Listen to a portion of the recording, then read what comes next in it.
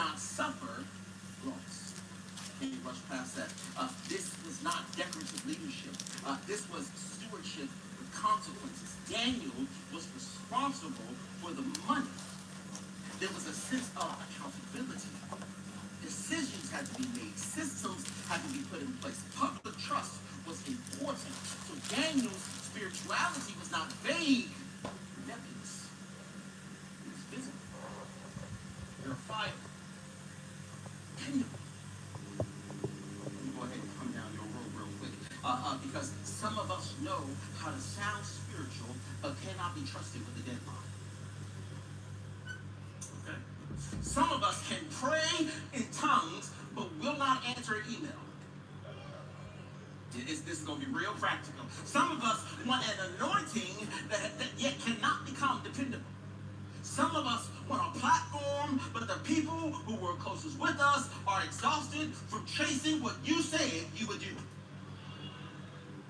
I know it's tight, but it's right. Here we go. They are always overreacting. They are always hating on me. They hate us because they ain't us. We got some haters in this place. This is not persecution. This is your character issues wearing church clothes.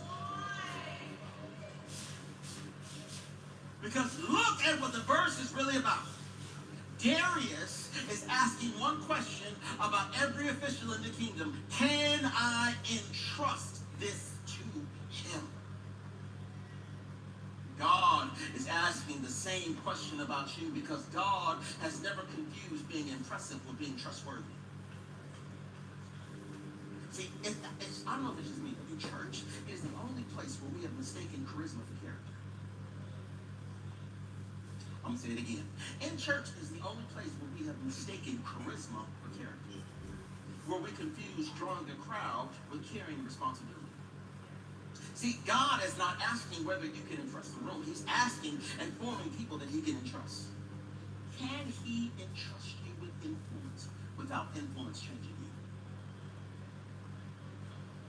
Can he entrust you with authority or leadership in your job or in your place of home without that corrupting your heart? Can he entrust you with faithfulness without the fruit becoming your identity?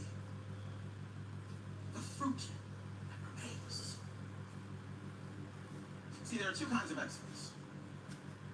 One is built to attract attention, and the other is built to carry responsibility.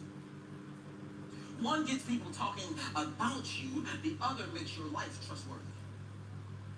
Daniel chapter 6 is not merely the story of a gifted man, it is the story of a trusted man. Talents may get you into the room, but trust is what keeps you there. And here, the grace in this God is not withholding opportunity just to frustrate you. He may be preparing you to carry it well. Because the blessings is not just getting more in your hands, the blessing is becoming the kind of person who can hold more without dropping what matters. See, your gift can open the door, but your dependability determines what happens when you walk through it. See, God does not begin by asking how much that you want, because that's prosperity, and we don't believe in that. He begins by looking at what you do with what he already has given you. Lord, enlarge my territory. How? When you won't even take care of what I've given you. Bless me indeed. You won't even do what I ask. And notice in Daniel, devotion and duty are not enemies. Woo. All right. When you get home, his prayer life did not make him less useful in the empire. It made it harder for him to corrupt from the inside.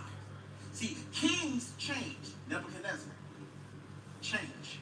Darius, change. Cyrus, change. All change. Administrations, change. Daniel didn't change.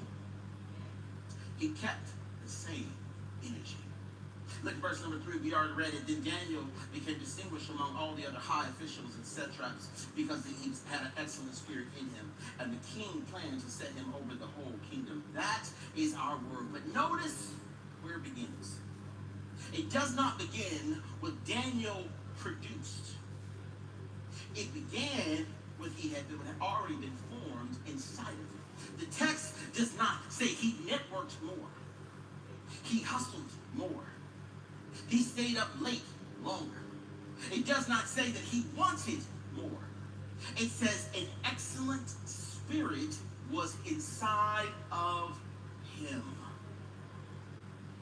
An inward quality keeps becoming visible throughout things. See, the excellence was not a performance that he manufactured. It was a character that had already been formed. What was in him kept showing up around him. So you can think a moment, but you can't think a pattern.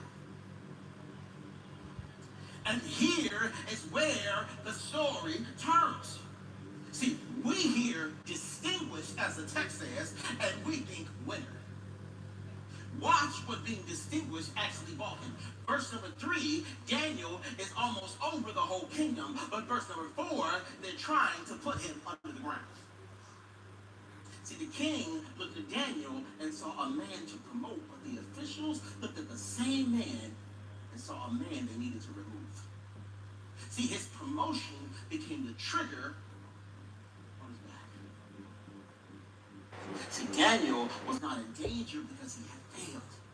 He was in danger because he was faithful.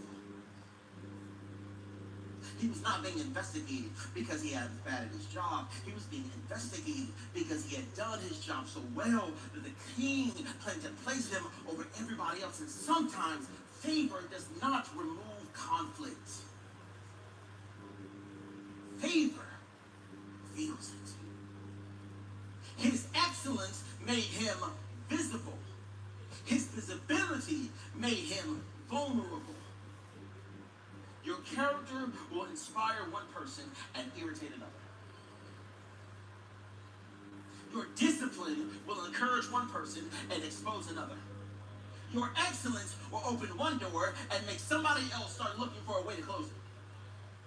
Can I help somebody? Sometimes people are not coming to you because you did something wrong. They're not coming for you because you did something wrong. Sometimes they are bothered because you're doing something right and they cannot reach that level.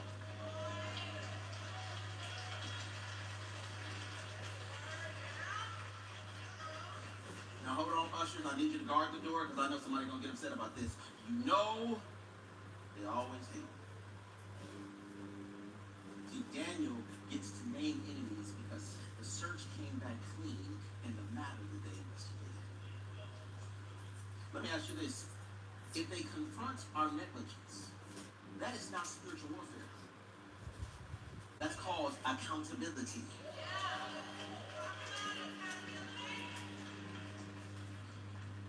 You didn't send an email. Just say you didn't send an email. Don't say they always in my business. You didn't do the job. All right, I'm sorry. If the consequences came from your own choices, we do not get to put a lion costume on them and then call us persecuted. They always hate me. So the king planned to promote him. The officials planned to remove him. Since they could not beat him at his work, they decided to search his life. Look at verse number 4. Then the high officials and satraps sought to find ground for complaint against Daniel with regards to the kingdom. But they could not find ground for complaint or any fault, because he was faithful, and no error or fault was found in him. There's our word. 3 times, one verse. Sought to find. Could not find. Was found. See, I told you. This chapter names the word. Here's where the search begins. And understanding this, these are not strangers on the street. These are co-workers with him in the palace. See, they didn't start with a rumor. They launched an investigation. See, the first lions in the chapter are not inside of the den. They're in the boardroom.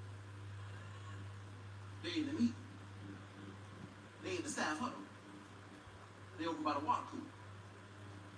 They got titles. They had robes. They had badges. They had authority. They have access. And they don't roar. They don't attack your body. They attack your credibility. They say things like, you know what? I don't know about that one right there. See, did you hear what happened? I don't know if it's true, but I heard. Some of you know exactly what those lines sound like. See, you got to be careful. Not everything trying to devour you is relevant. Okay. Some things smile, shake your hand, and question your name after you leave the room. See, before Daniel ever faced a lion with teeth, he faced lions with titles and with badges and with authority. The first lions were wearing robes. Now understand what they were looking for. They could not beat him at his work, so they were hunting for his weakness in his character. They were not looking for truth. They were looking for a crack, an inconsistency, a compromise. One place where the public man and the private man didn't match. See, one loose thread they could pull until the whole life could fall apart. See, this was not admiration, this was surveillance. See, they watched how he led.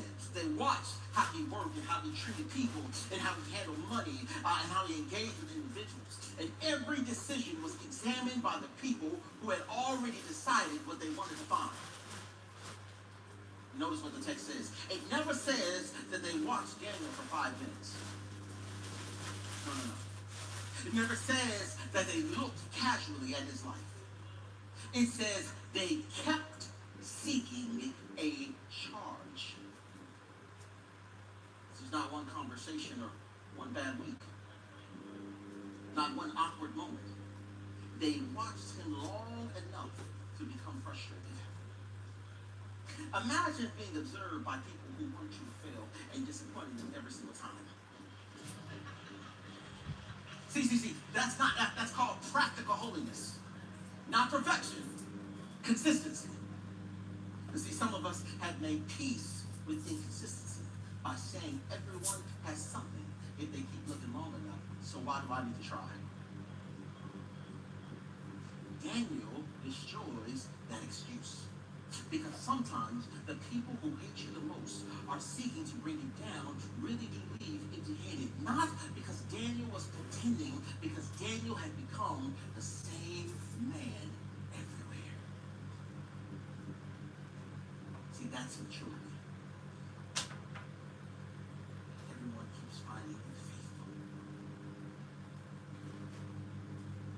Be clear about what they find, because the text is careful. And I will be too. The text is not claiming that Daniel never sinned.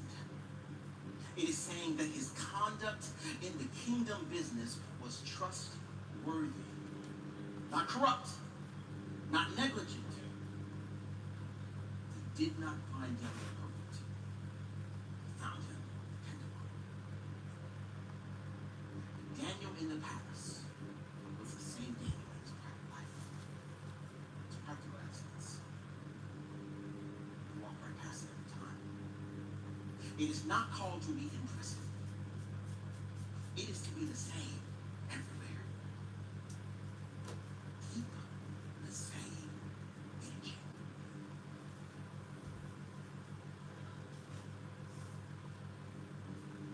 This is the thing. Excellence keeps its word. Excellence finishes with excellence. Because excellence not just changes what you produce, it changes how people experience you. See, excellence tells the truth, but it's easier to lie. Oh, no, I'm not talking about y'all. Excellence shows up. Excellence follows through. Excellence keeps his word. Excellence doesn't make people chase it. Excellence makes other people's lives lighter and not heavier. See, your greatest witness at work is not the Bible on your desk. It is whether the people sitting around that desk trust the person who's holding the Bible. Because people may never ask you what you believe, but they will decide whether to believe you.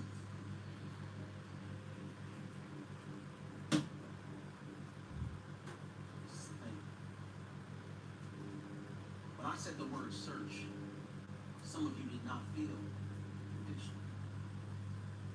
Some of you felt fear. Because you have spent your entire life being examined by people